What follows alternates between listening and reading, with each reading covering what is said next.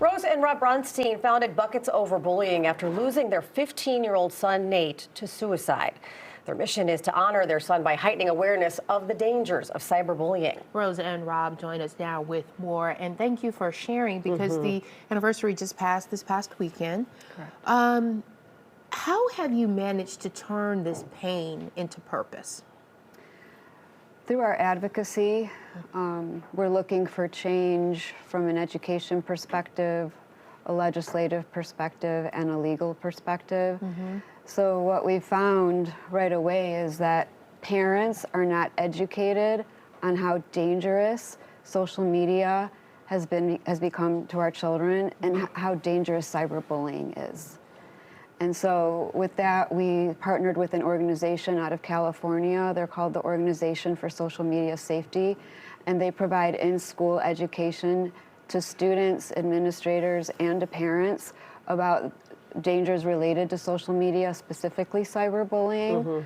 And with that, in the year of 2023, we've been able to have access to 4,000 students in the Chicago area that we've been able to provide this programming to. So that's part one, is education. Part two, legislation. With big tech being so powerful and refusing to take their own responsibility for how much harm platforms like Snapchat, Instagram, TikTok, Discord are causing to our children, we really are advocating for legislative initiatives, both at the federal and state level, to make the platforms be responsible for harming our children. One particular piece of legislation that we're advocating for is called KOSA. It's the Kids Online Safety Act. And the purpose of that piece of legislation is to put the duty of care on the social media companies to put in better protections for our children. Yeah. I've been to DC. I sat in a hearing that addresses that. Dick Durbin, our senator, is one of the co-sponsors for that piece of legislation. And since last August, I've been reaching out to Senator Duckworth's office to ask her to support that legislation. Haven't heard from her yet. I'm asking for parents in Illinois to please reach out to Senator Duckworth's office and ask her to please sign on to this piece of legislation. It's critical. Rob, let me ask you a question. When did you realize how bad the situation has gotten? Because I know with my own son, he has gotten in group chats with friends after school that have taken a turn, but I didn't know that they had gotten bad until after the fact. Well, when you guys kind of clued in on how bad it was? Well, you know, if you look at really any metric that relates to how young people are doing, pretty much every single one of them started going downward, and then with the prevalence of the smartphone, the iPhone in 2000 and I believe that was like the late 2007. Thank you. And then with COVID, it was just like gasoline on the fire.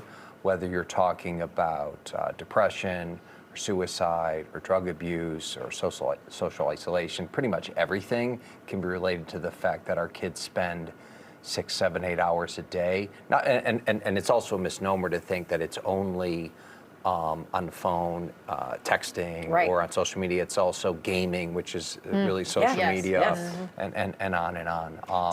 Tell us more about Nate's situation, because I'm sure that maybe some parent out there is wondering, is there something I should be looking for? How did Nate's situation unfold?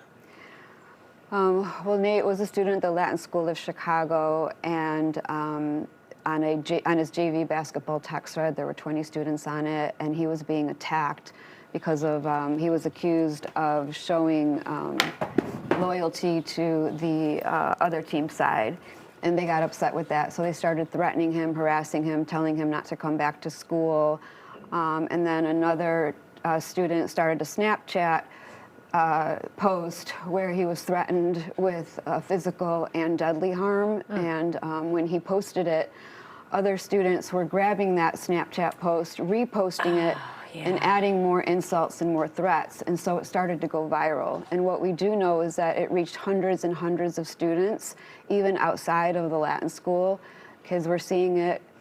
Here's what's so such a hard pill for me to swallow. Nobody reported it. Oh my gosh. Nobody reported it. Not a single student thought to themselves, Nate Bronstein is being harassed and threatened online. I need to go tell somebody. I need to go tell my parent. I need to go tell the school. And our son didn't report it to us. Because probably embarrassed too. Exactly. So what happened?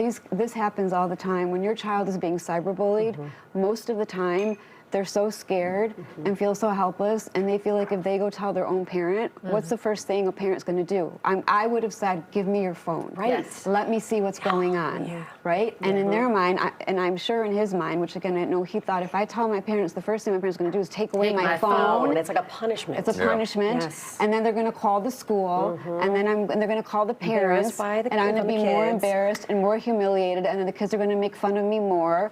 And what also that I see is happening is that when a bully is bullying a child, that bully says to the child, if you go tell anyone about this, I will retaliate against you even harder. And I know this for a fact because I have had students come up to me when I'm in schools working with OFSMS for presentations telling me this, crying, saying, I'm being bullied, but I was told if I say anything that they're going to make it worse on me. Oh, and staying quiet is just the absolute worst thing you could do. Thank you both for joining us and telling us your story, because Yes. parents really need to be on the ball Yes, about they this. need to hear it. So thank you so much.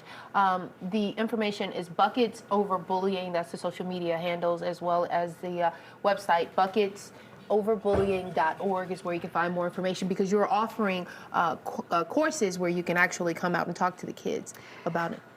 Yes, absolutely.